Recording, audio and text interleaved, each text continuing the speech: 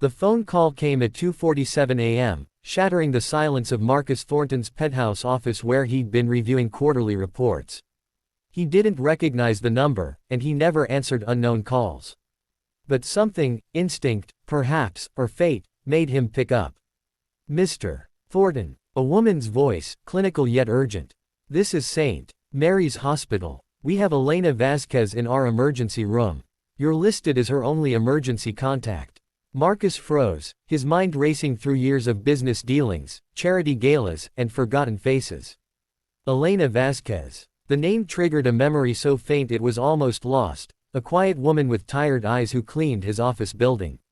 They'd spoken once, maybe twice, in passing. Why would he be anyone's emergency contact, let alone hers? "I think there's been a mistake," he said carefully. "Are you Marcus Thornton of Thornton Industries?" "Yes, but..." "Then there's no mistake, sir. She's asking for you. It's quite serious. Can you come?" 20 minutes later, Marcus walked through the sterile corridors of St. Mary's, his $1,000 shoes squeaking against linoleum floors he'd never noticed before. A nurse led him to a small room where a woman lay connected to monitors, her breathing shallow, her face pale against white sheets. He recognized her now, the cleaning lady who always smiled at him, who worked the late shift when everyone else had gone home. "Mr. Thornton," she whispered, her voice barely audible. "You came." He pulled a chair close, guilt washing over him. "Elena, why am I your emergency contact? Don't you have family?" A sad smile crossed her lips. "My daughter, Sophia. She's 7. I have no one else." She coughed, wincing in pain. 3 months ago, you stayed late working. I was cleaning your office, and you asked about the picture on my card, Sophia's school photo. You actually looked at it. You asked her name, her age. You saw me." Marcus remembered now. It had been nothing, a moment of basic human decency after 18 hours of brutal negotiations. He'd been exhausted, his defenses down, and for once, he'd noticed the woman who made his workspace spotless every night. "You gave me your business card," Elena continued. "You said if I ever needed anything, to call. I never did. But when they asked for an emergency contact at my new doctor's office, I was too embarrassed to leave it blank. I wrote your name. I'm so sorry. I never thought." "What happened?" Marcus interrupted gently. "Stage 4 cancer. I found out 2 weeks ago. I've been trying to work, to save money for Sophia, but tonight I collapsed."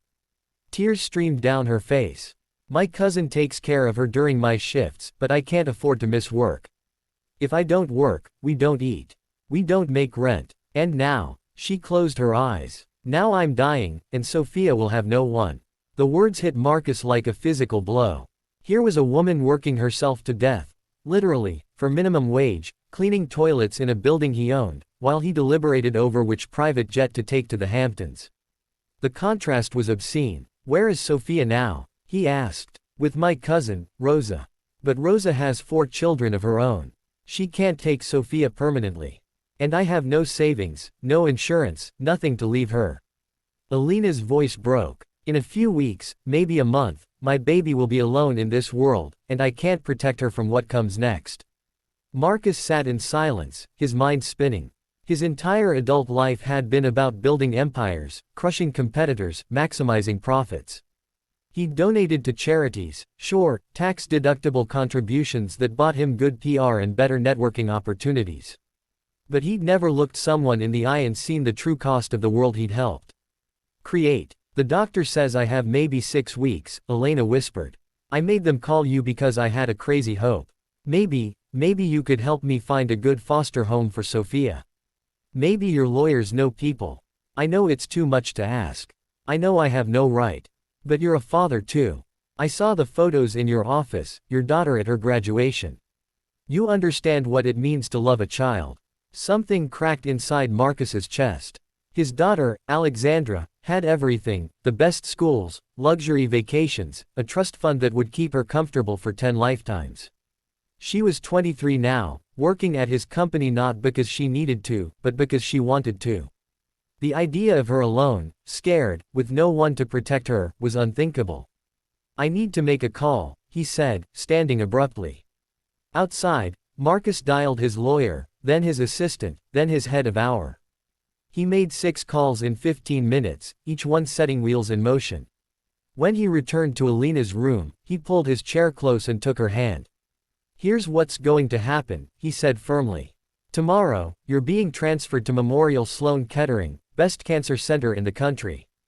They'll start treatment immediately. I don't care what the diagnosis is, we're getting a second opinion, a third, a 10th.